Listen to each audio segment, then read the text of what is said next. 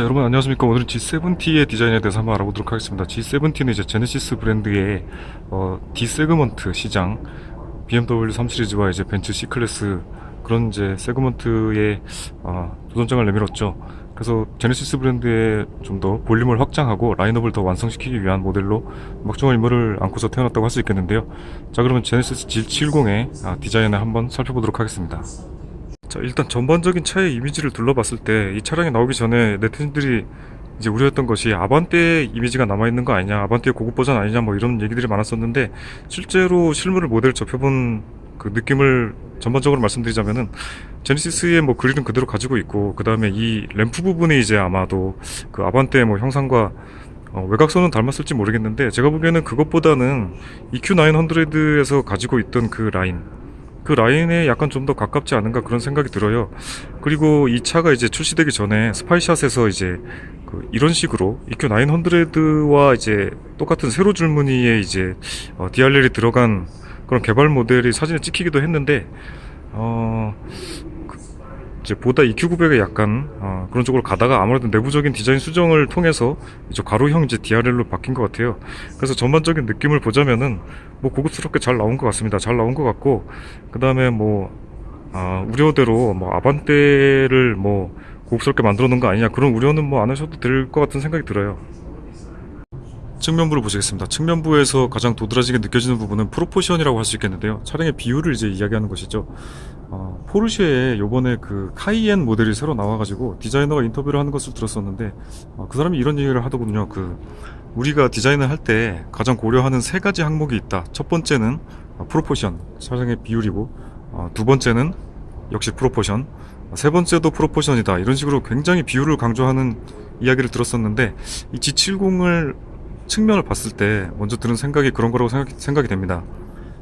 이 캐빈룸을 유시해서 이 앞쪽으로 엔진 후드가 쭉 빠져주고, 그 다음에 트렁크 리드가 뒤쪽으로 쭉 빠져주는 이런 비율이 굉장히 전형적인 세단의 비율을 하고 있다라고 말씀드릴 수가 있겠습니다. 요즘 자동차들 이제 쿠페라이크 디자인이라고 해가지고 뒷부분에 C필러를 쭉 빼져가지고 이제 루프라인을 이렇게 늘러뜨려가지고 뒤쪽 트렁크 리드까지 이어지는 그런 디자인들이 많이 있죠. 그런 디자인은 뭐 장점도 있겠습니다만, 미려하게 떨어지는 루프라인을 가진다라는 장점은 있겠습니다만은, 어떤 프로포션 상에서 자동차의 비율을 생각했을 때 뭐 약간 얻는 것이 있다면 잃는 것도 있는 뭐 그런 점이 있는데, 이런 부분들은 실내 공간을 다소 희생을 하면서도 뒷부분의 트렁크 리드의 이 길이를 뺐다는 점, 이런 점이 굉장히 특징으로 다가오네요. 똑같은 D 세그먼트의 디자인이 이제 메르세데스 벤츠 C 클래스 같은 경우에는 굉장히 뒷부분에 이제 똑같은 이제 실내 공간을 희생하는 디자인을 하고 있으면서도 뒷부분 트렁크 리드 라인을 굉장히 짧게 가져가가지고 약간 짜리몽땅한 그런 느낌을 가져가는데, 이 G70에서 아마 그것을 의식하고 나왔는지 전체적인 디자인이 굉장히 프로포션상 비율상으로 괜찮다라고 말씀드릴 수가 있겠습니다. 자, 이제 그런 비율상에 있어서 이제 우리는 쿠페라이크 디자인이 아니다, 우리는 전형적인 정통 세단의 라인을 가지고 있다라는 것을 강조하기 위해서 어떤 노력을 했는지 살펴보면은, 이렇게 트렁크 리드 디자인을 굉장히 길게 빼기 위해서 실제 바디가 끝나는 부분은 여기가 되겠죠. 여기가 되겠는데 이쪽 트렁크 리드 부분을 굉장히 많이 빼놨습니다. 이렇게 봤을 때 이만큼의 더 공간이 나와 있죠. 트렁크 리드 스포일러 역할을 하는 이제 이쪽 부분을 빼면서 바디에서 아주 그냥 툭 튀어나와 있는 요 정도의 공간을 더 확보를 함으로써 이렇게 위에서 봤을 때 요 정도의 길이가 더 늘어났다고 할 수 있겠습니다. C클래스 같은 경우에는 이쪽에서 끝나서 이 바디 쪽으로 바로 떨어지죠. 그래서 한 요 정도에서 짜리몽땅하게 끝나는데, 좀 더 뒤로 빼기 위해서 최대한 요렇게 이런 부분을 만들면서까지 노력을 한 점, 이런 점이 약간 비율상으로 많이 노력했다, 그렇게 볼 수 있겠네요. 사이드부의 캐릭터 라인 같은 경우에는 완전한 직선은 가지고 있지 않지만 어떤 직선과 같은 팽팽한 곡선, 아주 섬세하게 디자인된 곡선을 가지고 있다고 할 수가 있겠죠. 그리고 이 부분 디엘로라고 불리는 부분인데, 이제 데일라이트 오프닝이라고 해가지고 옆 창문에 하나로 이렇게 이어진 디자인 요소, 이것들 이제 그 루크 돈코볼케 전무가 이제 디자인 발표회에서 설명할 때 이제 하키스틱 디엘로라고 이제 설명을 하던데, 그것이 아마 이제 뭐 하키를 칠 때 그 하키 스틱과 어떤 닮은 형상을 하고 있어서 그 디엘로의 설명을 그렇게 디자인 모티브를 가져온 것 같은데, 뭐 속도감을 강조한 디자인이라고 할 수 있겠죠. 전면부의 디자인은 제네시스 특유의 메시 타입의 그릴을 사용하고 있죠. 그 다음에 아까 말씀드렸듯이 이쪽은 약간 제네시스 EQ900에서 외곽선을 따온 듯한 그런 램프 디자인을 하고 있습니다. 그리고 좀 특징적인 것은 이 데일라이트 DRL의 형상인데, 이쪽이 아마 이제 두 줄로 강하게 가로로 이렇게 되어져 있고, 그 다음에 그 가로 라인을 좀 받아주는 듯한 점 같은 이제 삼각형 모양의 끝부분에 또 이제 이렇게 불이 들어오게 되어 있습니다. 그래서 어떤 이렇게 연결되는 DRL 가운데 메인 라이트가 박혀 있는 듯한 그런 느낌을 주고 있죠. 또 하나 이제 전면부의 특징이라고 한다면은 립 스포일러 부분이라고 할 수 있겠는데요. 전체적인 차량의 덩어리는 이렇게 와서 밑으로 툭 떨어지는, 이제 요즘 자동차들에서 이제 보행자의 안전을 생각한 그 디자인이라고 할 수 있겠는데, 이런 공통적인 디자인, 지루한 디자인을 가져가다가 요즘에 와서는 이제 이 아랫부분에다가 이런 식으로 장식을 하는 것이 좀 유행이 되고 있는데, 굉장히 아랫부분에 이제 립 스포일러 부분에 강한 캐릭터를 가지고 있는 디자인이라고 할 수 있겠습니다. 앞으로 뭐 이렇게 뾰족뾰족하게 이렇게 튀어나오는 듯한 그런 디자인을 하고 있죠. 메시 타입 그릴 부분의 디테일을 보고 계십니다.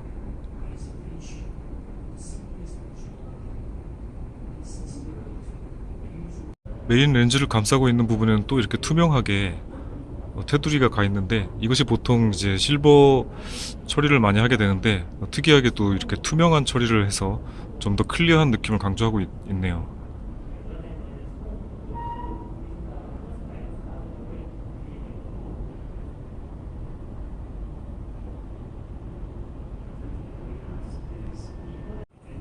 아래쪽에 위치하는 램프는 이제 안개등이 아니고 방향지시등이 되겠습니다. 턴 시그널 램프가 되겠는데, 이런 식으로 들어오게 되겠죠.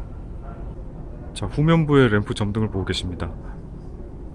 사이드 이제 팬더 부분의 볼륨은 굉장히 밑으로 경사가 많이 져서 불룩하게 튀어나온 느낌이라고 할 수 있겠는데요. 이런 느낌들은 이제 BMW 모델에서 보이는 이제 4 시리즈 그랑 쿠페나 6 시리즈 그랑 쿠페, 이런 모델들에서 볼 수 있는 아주 그냥 빵빵한 그런 모습을 보여주고 있죠. 이것이 가능한 이유는 튀어나온 것도 튀어나온 것이지만, 이제 뒤쪽으로 갈수록 어떤 면 처리에 있어서 안으로 좀 오므라드는, 이런 식으로 오므라드는 그런 면을 가지고 있게 되어서 상대적으로 이쪽이 더 튀어나와 보이는 그런 효과를 가지게 되는 것 같습니다. 실제 차량을 접해봤을 때 전고가 굉장히 낮은 듯한 납작한 모양의 느낌을 받게 되는데요.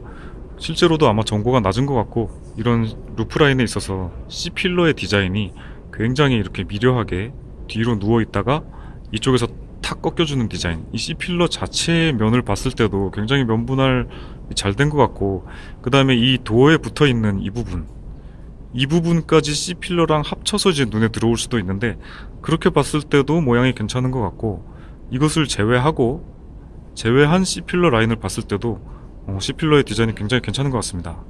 사이드의 캐릭터 라인 같은 부분은 단순하게 얇은 줄이 그어져 있는 것이 아니라 두툼하게 아랫부분에 이제 빛을 반사시키거나 이제 그늘이지는 부분도 두툼하게 되어 있고, 그 다음에 위쪽에 이렇게 또 한 번에 두께감을, 그러니까 요 면에 이제 두께감을 보여줄 수 있는 두툼한 디자인, 이런 부분은 굉장히 미려하게 처리가 되어 있네요.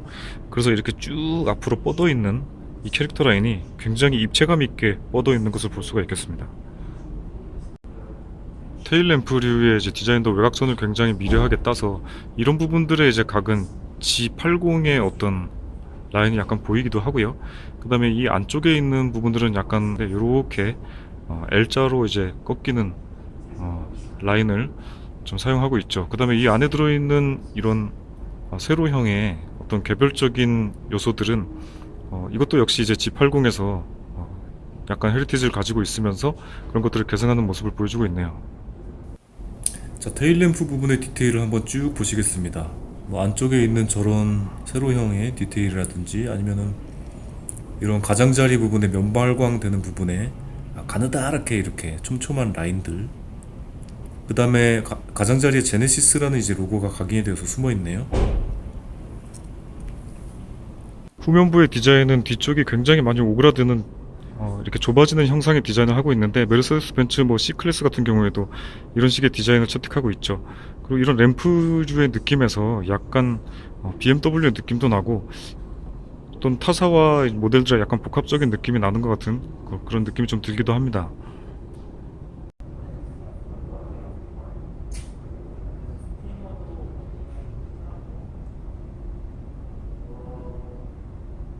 제네시스 G80 같은 경우에는 굉장히 직선적인 디자인을 사용했었죠. 그래서 그 이전에 내려오던 현대자동차의 그 플루이딕 스컬프처라는 그 곡선형 디자인을 완전히 깨고 직선형으로 가면서 플루이딕 스컬프처 이제 2.0이라는 그런 이제 테마를 들고 나왔었는데, 그것을 이제 따라 하다가 현대차 이제 LF 소나타라든지 뭐 그런 밑에 하위 차종들로 그 직선형 디자인이 내려오고 있었는데, 저는 개인적으로 그 제네시스 G80에는 그것이 어울린다고 생각하지만은 그거보다 작은 차들에는 약간 어울리지 않는다고 생각하고 있었는데, 다행히 이 G70 같은 경우에는 곡선형으로 그런 직선을 사용하지 않고 곡선을 사용하고 있어요. 그래서 볼륨감을 강조했죠. 이런 부분에 팬더도 볼록하게 튀어나오고, 그다음에 그 볼륨을 보다 곡선으로 보여주는 이 아래쪽의 라인은 또 이런 식으로 오목하게 이렇게 들어가서 이렇게 항아리 같은 곡선, 양감, 이런 양감을 가지게 되어서 곡선적인 느낌이 전체적으로 차량에 묻어 있다고 할 수 있겠는데, 이것은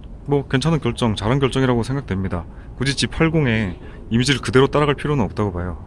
C플러에 적용된 크롬 장식 같은 경우에는 적당히 어두운 톤을 좀 사용하고 있으면서도 제네시스 특유의 제네시스 2세대 때부터 내려오던 이런 주름들, 그냥 똑같은 면으로 가는 것이 아니라 이런 주름을 간 거, 이런 거 같은 경우에도 좀 헤리티지를 이어가는 느낌이죠. 저 19인치 휠의 디자인을 보고 계십니다. 휠의 디자인도 굉장히 날렵하고 스포크가 얇은 것으로 나와서 안쪽에 캘리퍼가 훤히 들여다보이는 그런 디자인을 채택하고 있죠. 어떤 적당한 옵셋을 가지고 이렇게 쑥 들어가 있고, 이쪽 부분 림 부분 쪽이 이제 쭉 나와 있는 이런 디자인, 이런 것도 괜찮네요. 트렁크 공간 같은 경우에는 다소 이 바닥의 높이가 살짝 높이 올라와 있지 않나 그런 생각이 듭니다.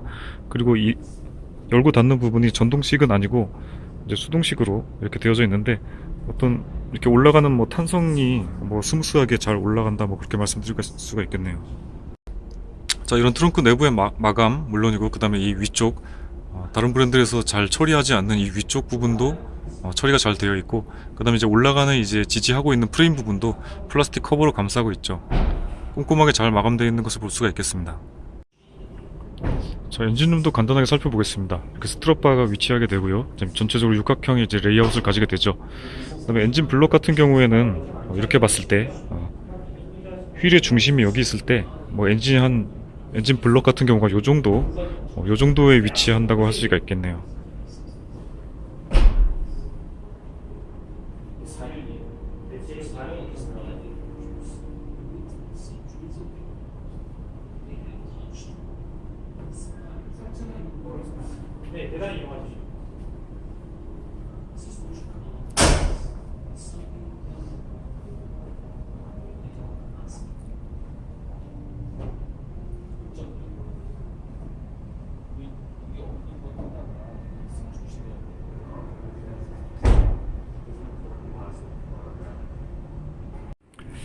이것은 이제 2.0 터보의 엔진룸이 되겠는데, 2.0 터보는 3.3보다 이제 빈 공간이 더 이렇게 많이 보이네요. 이쪽이 더 많이 보이고, 대략 봤을 때 엔진 블럭이 좀 더 뒤쪽으로, 안쪽으로 무게중심이 더 괜찮을 것 같은 그런 느낌을 하고 있습니다.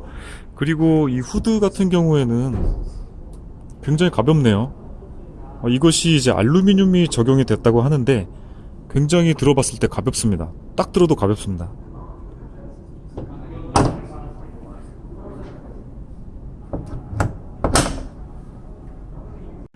실내 레이아웃을 봤을 때 전반적으로 느껴지는 느낌은 그 위에 있는 형님 차들 EQ900나 G80 같은 모델에 비해서 전혀 닮지 않은 새로운 형태의 이제 대시보드를 가지고 있다라고 말씀드릴 수가 있겠는데요.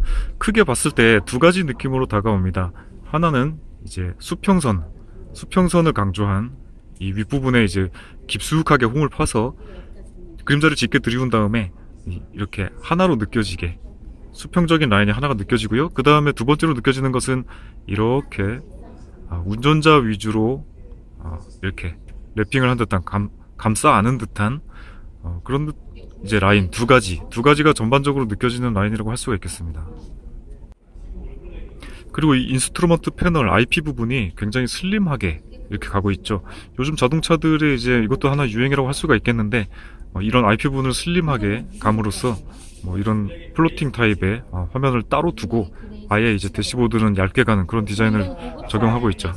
운전석에 앉았을 때 전반적인 느낌은 시트 포지션이 상당히 낮다라는 느낌이 좀 들고, 그 다음에 전반적인 이런 컴포넌트들, 스티어링 휠이나 이런 조작부들이 손에 딱 이렇게 손을 펼쳤을 때 잘 닿는 부분, 핸들이 살짝 그 시트 포지셔닝 낮다 보니까 핸들이 살짝 높아 보이는 그런 느낌이 좀 들게 되죠. 이런 부분이 높게 위치하면서 낮은 부분에 이렇게 푹 파묻혀서 앉아있다, 그런 느낌이 좀 드네요. 그리고 스티어링 휠의 디자인이라든지 아니면은 이런 레이아웃, 그 다음에 이런 스위치류들, 큼직큼직한 스위치류들, 뭐 이런 것들이 주는 전반적인 느낌은 역시나 그 스포츠 세단을 지향하고 있는 모델이다 라는 뭐 그런 느낌을 전달해주고 있습니다. 약간 의아한 부분은 이제 스티어링 휠이 왜 D컷으로 나오지 않았는가, 뭐 그런 부분이 있겠는데, 아무래도 고급 세단과 약간 겹치는 이미지가 있다 보니까 약간 우아함을 강조하기 위해서 그렇게 하지 않았나 싶은데, D컷은 아닙니다. D컷은 아니고 이런 커버 부분의 디자인도 기존의 이제 자동차에서, 현대기아차에서 볼 수 없었던 뭐 이런 타원형의 디자인을 가지고 있는데, 이 커버 같은 경우에도 뭐 굉장히 뭐 아주 툭 튀어나오고 쑥 들어간 뭐 제가 좋아하는 그런 디자인은 아닙니다만은, 적당히 입체감을 살릴 수 있는 이런 두께, 여기서 이만큼의 두께, 이런 것들을 가지고 있고, 이런 것들도 스포크도 안쪽에서부터 시작해서 바깥쪽으로 쭉 뻗어나오는 형태, 약간 들쭉날쭉한 이런 모습을 보여주면서 입체적인 모습을 그나마 좀 강조하고 있네요. 디자인 디테일을 살펴보겠습니다. 스티어링 휠을 잡는 느낌, 여기 전반적으로 사용되는 모든 가죽들이 굉장히 부드러운 가죽을 사용하고 있죠. 나파 가죽 옵션이 들어가 있는데 굉장히 부드러운 느낌을 주고, 이것이 약간 엠보싱이 돼 있어 가지고 딱딱한 핸들을 잡는 것이 아니라 살짝 엠보스가 돼 있는 듯한 그런 느낌을 좀 가지게 되는 것 같고요. 그 다음에 이런 돌기들이 이렇게 오돌도돌하게 튀어나와 있는 것은 이제 EQ900대부터 시작해서 이제 내려오고 있는 디자인이라고 할 수가 있겠죠. 누르는 느낌이나 돌리는 느낌의 어떤 팽팽한, 어떤 오돌도돌한 느낌, 이런 느낌 괜찮고요. 그 다음에 이런 것들은 이제 현대 자동차에서 요즘에 사용하고 있는 뭐 신형차들에서 자주 볼 수 있죠. 그랜저에서도 봤고 코나에서도 봤는데, 이렇게 돌기를 뾰족하게 하는 디자인, 그리고 뭐 특별한 장식을 넣지 않고 그냥 이것은 이제 돌기로서의 역할을 할 수 있게끔 되어 있는데, 이런 것들 손에 잘 잡히면서 이런 돌기 같은 게 잡히는 느낌, 이런 거 괜찮다고 할 수 있겠어요.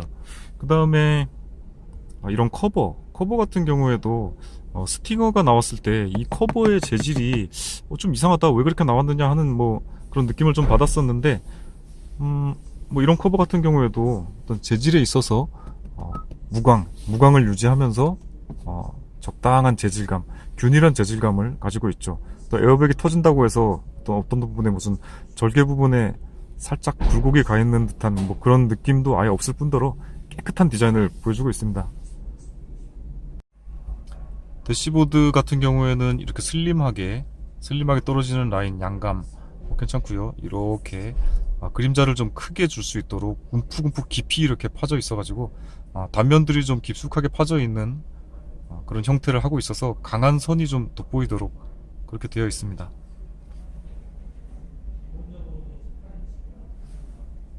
클러스터의 디자인 같은 경우에는 이제 기아자동차 스팅어에서 약간 느꼈던 그런 느낌을 살짝 받게 되는데요. 현대자동차에서 사용하던 그 약간 볼드한 서체와 그 다음에 눈금들, 이런 비율에서 벗어나서 새로운 비율을 적용했다고 할 수가 있겠네요. 숫자도 살짝 얇은 것 같고요. 그 다음에 이제 바늘들의 어떤 느낌들이나 이런 작은 바늘들, 이런 것들의 느낌을 봤을 때 굉장히 기아자동차의 느낌에 살짝 가깝게 다가선 것이 아닌가, 이런 생각이 들 정도로 살짝 새로운 모습을 보여주고 있다고 할 수가 있겠습니다.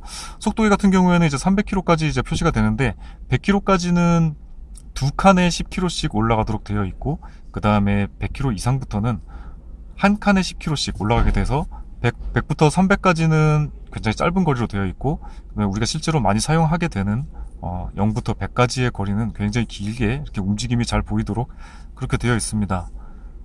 가운데 정보 표시창 같은 경우에는 이제 스팅어에서 미리 만나볼 수 있었던 그 랩 타이머라든가 레이스 모드가 이제 위치하게 되는데, 이렇게 서킷에서 랩을 잴 수도 있고요. 뭐 랩 1, 랩 2 이런 식으로 눌러가지고 기록을 줄 수도 있고, 그 다음에 이제 지포스 같은 것들을 이제 나타내어주는 창이 또 존재하게 됩니다. 그다음에 각종 게이지, 오일 온도라든가 토크, 터보의 이제 상황을 보여주는 상세한 이런 게이지들도 괜찮네요. 이런 부분들은 보통 이제 여타 다른 자동차들과 뭐 다를 것이 없습니다. 속도계. 자, 드라이브 모드가 무엇이 있는지 한번 살펴보겠습니다. 드라이브 모드는 이 옆에 있는 다이얼을 통해서 이제 돌리게 되는데, 돌릴 때 나타나는 이 창은 스팅어에서 봤던 그 창이고요. 그 다음에 이렇게 하나씩 넘어갈 때마다 컴포트, 스포츠, 커스텀, 에코, 스마트 이렇게 5가지가 존재하게 되는데, 이것을 돌릴 때마다 하나씩 이 그래픽이 살짝 달라지네요. 이 테두리에 있는 이런 불빛들이 살짝 달라지고, 이렇게 빛이 들어오면서 다른 모드로 바뀌었다는 것을 알려주게 되죠. 그 다음에 한 가지 특이한 것은 이 모드를 바뀌었을 때 스포츠로 딱 바꾸면은 이것이 뭐 화면만 바뀌는 것이 아니고 이 의자, 시트에 있는 이 사이드 볼스터 부분이 꽉 조여지게 되면서 어떤 자세를 잡을 수 있는 그런 모드로 이제 전동식으로 바뀌게 되네요. 의자에 이제 허리에서 딱 느낌이 옵니다. 허리를 조여주는 듯한 느낌이 오네요. 그 다음에 내비게이션이 위치하게 되고요. 그 다음에 운전자 주의 경고, 타이어 공기압, 뭐 일반적인 부분이라고 할 수 있겠어요. 그 다음에 차량에 대한 설정 이런 것들이 위치하게 되죠. 스팅어랑 비슷한데 조금 더 좋아진 것 같은 느낌은 들긴 해요. 이런 부분의 디자인은 공용 부품을 사용하고 있기 때문에 쉽게 바꾸지는 못하는 것 같습니다. 다만 이쪽에도 이제 금속 부분에 금속 느낌의 페인트를 칠했다는 거. 조작감은 굉장히 절도 있네요. 한 개당 모드를 갈 때 딱 이렇게 움직이는 그런 느낌이고, 뭐 이런 거는 뭐 일반적인 느낌. 미세하게 가볍던 것이 살짝 무거워졌나 뭐 하여튼 그런 느낌이 드는 것 같기도 하고요. 이 패들 시프터 같은 경우에는 누르는 느낌도 빡빡하고 적당한 소재감을 보여주는데, 이것이 아마도 느낌이 약간 온도가 차가운 것을 보니까 알루미늄인 것 같습니다. 알루미늄을 사용한 것 같은데, 이런 부분들 어떤 소재에 있어서 아낌이 없는 듯한 그런 느낌을 주네요. 도어 트림 같은 경우에는 퀼팅 처리된 이 나파 가죽을 포함해서 이런 알루미늄, 리얼 알루미늄, 실제 알루미늄입니다. 그 다음에 이 부분은 도색 처리가 된 것 같은데, 도색 처리가 된 부분에도 굉장히 미세하게 고운 입자의 도료를 썼는지 뭐 괜찮은 것 같습니다. 이 도어 같은 부분이 굉장히 고급스러운 느낌을 주기에 충분하다고 느껴집니다. 이렇게 페인트가 된 부분에도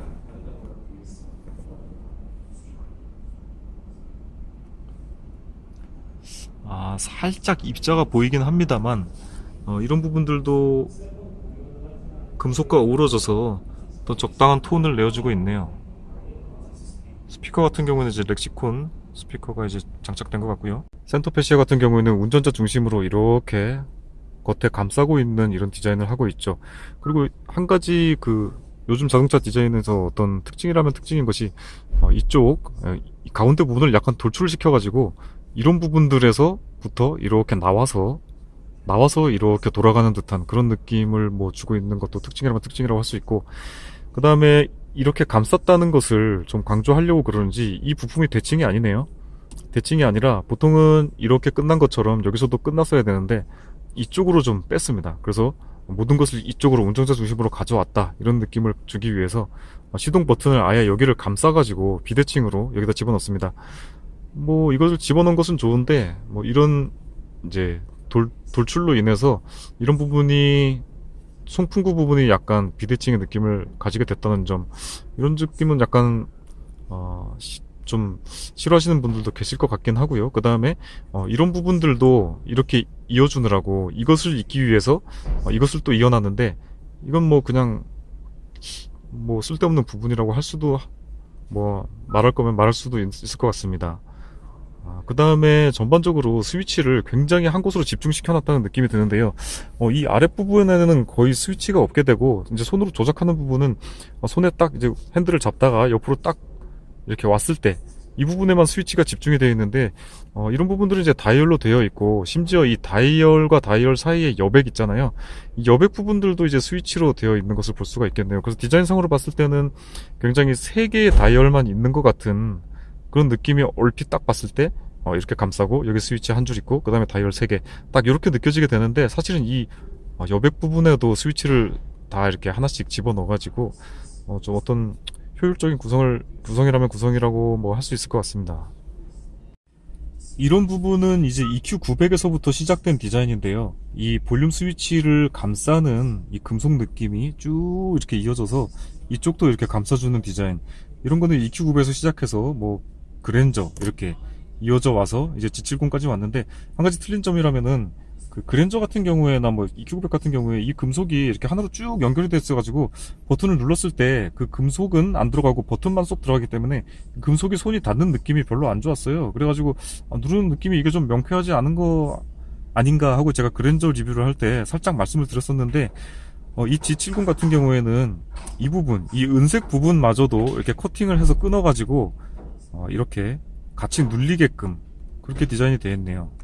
그런데 움직임을 자세히 살펴보면은 이것이 굉장히 위로 누워있는 모양과는 다르게 이것이 손을 딱 걸쳤을 때 이렇게 아래로 마치 토글이 되듯이 이렇게 밑으로 쑥 내려갈 것 같지만은 실제로 눌러보면은 이게 앞으로 그냥 전진을 하는 방향이라서 살짝 헷갈릴 수도 있어요. 처음에 봤을 때는 헷갈릴 수도 있는데, 이게 좀 소렌토 같은 경우에 요번에 페이스리프트 된 모델 보니까 여기를 축으로 해서 이렇게 회전하는 스위치, 거의 뭐 토글과 같은 형식으로 이렇게 내려갔던 것 같은데, 이것은 그냥 이제 앞으로 간다는 것이 약간 이 기울기랑은 좀 안 맞는 것이 아닌가 그런 느낌이 좀 들기도 하는데, 실제로 사용하게 되면은 제가 이거를 좀 조작을 해보니까 여기에다 손을 대는 것이 아니고 여기에 끝에 손을 대게 되어 있네요. 그래서 이 끝에 이 돌기 부분에 손이 딱 걸리면서 실제 이제 이 차를 소유해서 사용하게 될 때는 아마 이렇게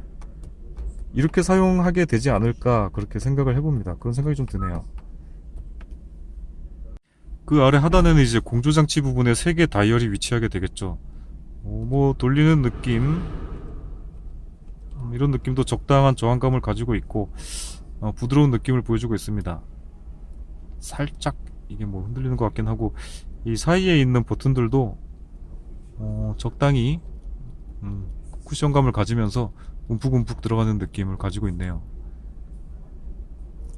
이것이 돌아가는 느낌이 이렇게 하나씩 한 칸이 가고 그 다음 한 칸으로 금방 넘어가는 듯한 좀 느낌이 없지 않아 있는 것 같은데, 한 칸이 가고 딱딱딱딱 끊어지도록 이렇게 좀 디자인하는 것이 저는 좀 개인적으로 좋거든요. 그래서 이게 좀 부드럽게 넘어가는데 한 칸 가고 그 다음 한 칸을 갈 때까지 너무 쉽게 가는 듯한 약간 느낌이 드는 것 같기도 해요. 그리고 이런 부분에 이제 프론트나 리어에 이제 성에를 제거하거나 그런 부분들은 이렇게 독립적으로 튀어나와서 디자인이 되어 있네요. 전체적으로 이런 버튼 같은 것들이 이 밑에 또 따로 여백을 두지 않고 이렇게 낭떠러지식으로 되어 있는 디자인 뭐 괜찮다고 할 수 있겠습니다. 저는 뭐 이제 이런 걸 좋아하는데, 이제 손에 걸렸을 때 이 손 밑으로 다른 것이 걸리지 않고 뭐 이렇게 바로바로 누를 수 있는 이런 디자인들 괜찮은 것 같습니다. 그 아래 수납 공간 같은 경우에는 이렇게 손으로 밀었다가 다시 밀면 부드럽게 돌아오는 형식을 취하고 있죠. 이 아래 뭐 이제 각종 포트들, 그 다음에 USB 충전하는 거, 옥스 단자, 그 다음에 무선 충전 이런 부분들이 이렇게 위치하게 되고요. 이런 작은 스위치들도 EQ900에서 많이 보았던 디자인인데, 이렇게 작은 돌기들을 이렇게 위치시켜 가지고 잡히는 느낌, 돌기를 딱 잡히는 이렇게 오돌도돌한 느낌도 괜찮고, 돌릴 때도 역시 오돌도돌하게 돌아가는 듯한, 이 안에 뭐 어떤 하나씩 딱딱딱딱 이렇게 돌아가는 저항감이 있어가지고 괜찮고, 그 다음에 저는 개인적으로 이렇게 틈을 굉장히 좀 벌려놓고 이렇게 돌출을 시켜놓은 디자인도 괜찮은 것 같습니다. 이렇게 시켰을 때 이것을 감싸 쥐었을 때 이 벽 부분이 손끝에 바로 닿지 않고 이 스위치만 딱 감싸질 수 있는 듯한 그런 느낌도 괜찮죠. 그 깊숙한 곳에는 이제 조명을 위치시켜서 이렇게 반사가 이렇게 새어나오도록, 빛이 새어나오도록 되어 있는 부분, 누르는 느낌도 부드러운 것 같습니다. 기어 노브 같은 경우에는 전자식 기어 노브가 채택되어 있는데 이것을 뭐 조작하는 느낌이나 탄성, 돌아오는 탄성, 스프링의 탄성, 그 다음에 감싸지어 있는 이제 가죽의 느낌, 그 다음에 누르는 느낌은 굉장히 동작이 좀 작은, 범위는 넓지만 넓은 버튼을 작게 이렇게 누르는 듯한 그런 느낌으로 되어 있네요. 그야말로 전자식 버튼으로 이렇게 눌리는 느낌, 그런 것들로 되어 있습니다. 형상은 뭐 이렇게 자그마하게 아담하게 이런 식으로 되어 있네요. 이 아래는 어떤 도색이 되어 있는 부분이 있고, 이것이 뭐 금속은 아닙니다만, 그 다음에 이쪽 부분 트림에는 실제 알루미늄, 딱 만졌을 때 바로 차가운 느낌이 드는데 알루미늄으로 되어 있고, 그 뒤에 이제 드라이브 모드 버튼은 이런 식으로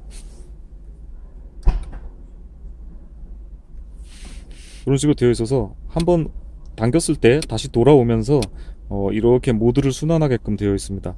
여기에도 역시 이렇게 돌기가 되어져 있어 가지고 이렇게 돌리는 느낌이 괜찮을 뿐더러, 뭐 앞에는 이렇게 아예 톡 튀어나와 있어 가지고 뭐 이것을 가지고서 어떤 뭐 손을 걸어서 이렇게 작동을 할 수도 있겠네요. 그 뒤에 뭐 뒤에 평범합니다. 그냥 일단 페인트 되어 있는 버튼들, 파킹 브레이크, 이것도 그닥 명확한 느낌은 아닙니다. 그냥 일반적인 느낌이라고 할 수 있겠고요. 뭐 이런 것들을 누르는 느낌, 움푹움푹하게 그냥 부드럽게 소프트하게 들어가는 느낌입니다. 차량의 전반적인 이런 외곽선들이 보이도록 적당한 엣지를 가지고서 두께를 가지고 이렇게 선을 만들어 놓은 느낌들 있죠. 그다음에 이쪽을 봤을 때도 그런 느낌이 이제 이어지는데, 이렇게 이런 선들도 좀 라인이 보이도록 디자인되어 있는 타입이고요. 센터 콘솔 같은 경우에는 나지막한 깊이를 가지고 있어서 어떤 큰 물건이나 많이 넣을 수 있지는 않지만은, 그래도 손을 딱 잡았을 때 바로 밑바닥을 잡을 수 있는 듯한 그런 뭐 장점은 나름대로 가지고 있다고 할 수 있겠습니다. 그리고 이 안에는 굉장히 부드러운 재질로 마감 처리도 고급스럽게 꼼꼼하게 잘 되어 있고요. 그 다음에 여기 이제 충전 포트 하나 이렇게 위치하게 되겠네요. 닫히는 느낌은 굉장히 가볍습니다. 어떤 짤깍하거나, 저는 좀 이렇게 명확한 동작으로 이렇게 짤까닥하고 들어가는 느낌을 좋아하는데, 이거는 거의 뭐 그냥 설거덕 이렇게 들어가는 느낌이네요.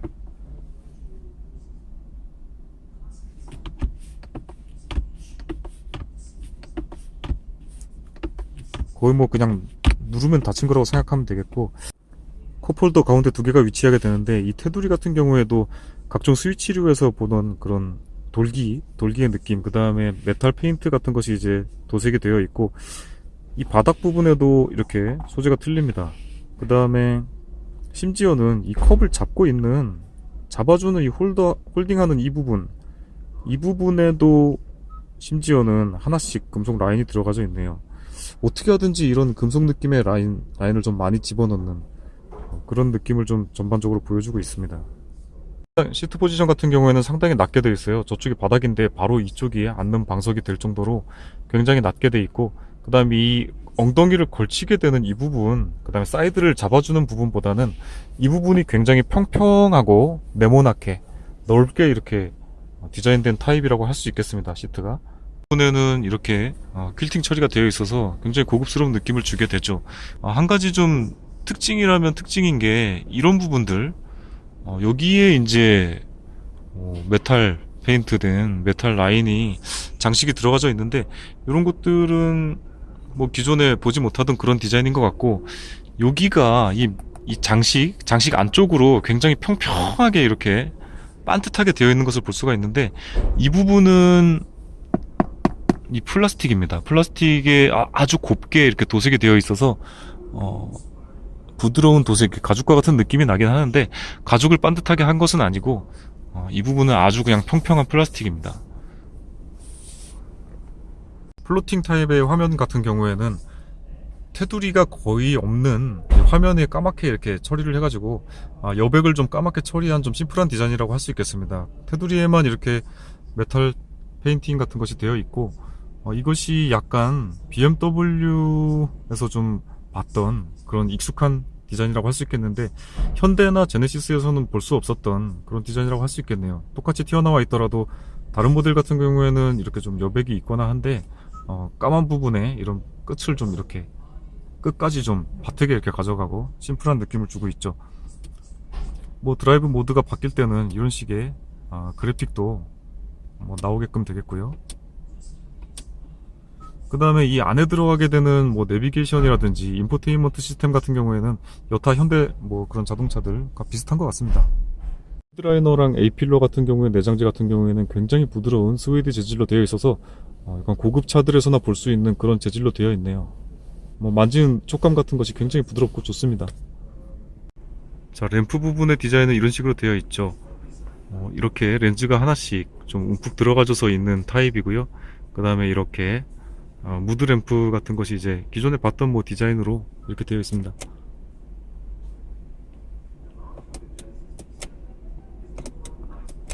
이 선글라스 케이스를 열고 닫는 느낌은 예전의 그 모델들보다는 약간 짤깍짤깍 하는 느낌으로 약간 독일차스러운 그런 느낌을 좀 보여주고 있네요. 뒷좌석에 앉고 있는데 뭐 확실히 뭐 그리 넉넉한 편은 아닌 것 같습니다. 뭐 이런 시트 같은 경우에는 앞좌석과 마찬가지로 엉덩이와 다리를 걸치는 부분을 굉장히 평평하고 넓게 잡아가지고 이렇게 걸치는 부분은 넓다라고 말씀드릴 수 있겠는데, 이 레그룸 같은 경우에 뭐 확실히 스팅어보다는 살짝 이렇게 좀 좁지 않은가 생각이 들고, 그 다음에 그 레그룸보다 더 그 좁게 느껴지는 것은 이 발 밑에 공간이 바로 이 앞 시트에 이렇게 닿는 것 같아요. 그래서 무릎 공간은 어떻게 좀 괜찮은 것 같은데, 이 발 공간이 좀 바로 앞 시트에 닿아서 좀 불편하지 않은가, 그런 느낌은 좀 있습니다. 뭐 많은 사람들이 우려하는 대로 뒷좌석 공간은 그렇게 넉넉한 편은 아닙니다. 하지만 그렇다고 또 뭐 무릎이 막 앞좌석에 닿거나 그런 정도는 아니고요. 뭐 그냥 발이 좀 이 위치시키기가 좀 거시기 하다는 거, 그 정도 느낌입니다. 암레스트 같은 부분에는 이렇게 열 때 굉장히 빡빡하네요. 이것이 동작이 진짜 이건 뭐 올리고 내리는 게 엄청나게 빡빡합니다. 저는 사실 이런 걸 좀 좋아하긴 하는데 어떻게 특별히 딸까닥하는 느낌은 없는데, 이것을 올리고 내리는 것이 절대 뭐 잡소리가 난다거나 그럴 것 같진 않아요. 굉장히 묵직한 정도가 아니라 그냥 단단하게 내려오네요. 이런 부분에도 이제 역시 금속 장식 같은 것이 들어있는데, 뭐 가죽의 전반적인 느낌은 굉장히 좋습니다. 역시 이제 후륜까지 샤프트가 가다 보니까 이 센터 터널은 굉장히 높이까지 올라와 있는 그런 형태고요. 그 다음에 이제 뒷좌석 같은 경우에도 이렇게 송풍구가 제공되게 되죠.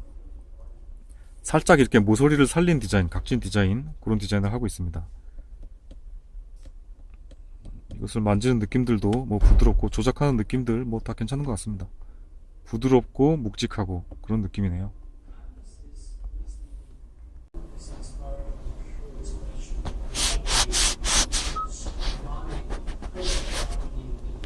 가죽을 만지는 느낌은 굉장히 부드럽고, 만지는 촉감도 괜찮을 뿐더러 누르는 이렇게 엠보스 되는 느낌도 굉장히 부드럽고요. 그 다음에 바느질 같은 경우에도 굉장히 꼼꼼하게 촘촘하게 아주 잘 박혀 있습니다. 이런 느낌들은 이제 감성 품질을 좀 높여주는데 굉장히 일조하고 있다고 할 수 있겠죠.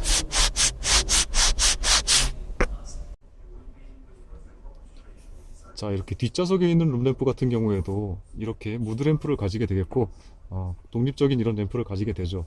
그래서 이것이 뭐 디자인적으로 봤을 때 천장에 있는 스웨이드랑 어우러져 가지고 적당한 이런 고급스러운 느낌을 주고 있다는 점. 오늘은 제네시스 G70의 디자인에 대해서 한번 알아봤습니다. 시청해주신 여러분 감사드립니다. 자, 제네시스 G70을 이제 촬영하고 저는 밖으로 나왔는데요. 제가 이제 이제 자동차를 좀 상세하게 이렇게 정밀 묘사하듯이 보여주는 것을 이제 컨셉으로 잡고 이제 유튜브를 하고 있는데, 그러다 보니까 이제 브랜드 체험관 위주로 제가 이제 다녀서 촬영을 하게 되고, 국내에 이제 브랜드 체험관이라고 하면은 현대자동차나 이제 기아자동차, 이 두 회사만 이제 브랜드 체험관을 갖고 있다 보니까 제가 본의 아니게 이제 현대차랑 기아차 위주로 이제 초반에 이렇게 촬영을 하고 있는데, 저는 뭐 어떤 분이 이제 그런 문의를 주시더라고요. 약간 현대 기아차 홍보하시려고 하는 거라서 이제 다른 브랜드는 안 하시는 거 아니냐, 그렇게 말씀을 하시는 분들도 계신데, 뭐 그렇지는 않습니다. 저는 그 많은 브랜드들, 뭐 어떤 국내 해외 할 거 없이 많은 브랜드들을 이제 리뷰를 하기를 희망하고요. 그 다음에 저 뭐 이제 도산공원 사거리에 이제 여러 수입차 매장들이 있는데, 저런 곳들도 제가 다녀서 약간 문의를 해봤는데, 저런 곳들은 정책상 저 매장에서는 그 동영상 촬영을 할 수가 없다고 합니다. 그래서 이런 브랜드 체험관 같은 경우에는 그런 것을 목적으로 해서 만들어졌죠.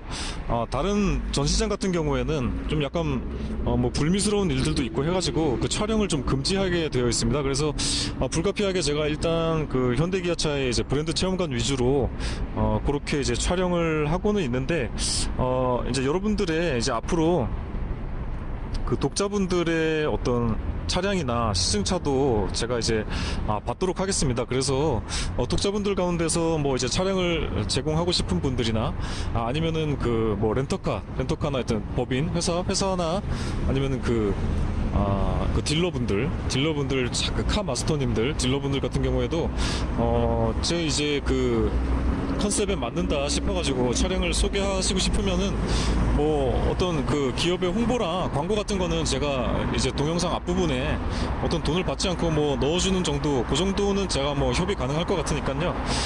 많은 분들이 좀 이제 제가 리뷰를 할 수 있도록 차량 제공에 있어서 좀 도움을 주시면은 좀 감사하겠다는 말씀을 드리겠습니다. 그래서 또 개인의 차량도 괜찮고, 그 다음에 어떤 회사의 차량 같은 것들, 많은 분들이 저에게 좀 연락을 주시면은 이제 제 메일이 이제 제 그 동영상 밑에 이제 하단 부분에 설명 부분에 제 메일이 적혀 있는데, 그 메일을 주시면은 이제 제가 전화번호를 남겨주시면 뭐 전화를 드릴 수도 있고요. 그렇게 해서 좀 협의를 해서 이 좀 시승 차량을 좀 많이 늘려가 보도록 그렇게 한번 진행을 해보도록 하겠습니다. 제가 뭐 연락 기다리고 있을 테니까 편하게들 연락 주시기 바라고요. 자, 이제 저는 이제 요것을 돌아가는 길에 휴대폰으로 편집을 해서 오늘 밤에 바로 업로드가 될 수 있도록 그렇게 돌아가는 길에 편집을 하도록 하겠습니다. 자, 그럼 여러분들 이제 가을이 다가오는데 건강 유의하시고 뭐 하시는 일들 다 잘 되길 바라면서 저는 이만 오늘 들어가도록 하겠습니다. 감사합니다.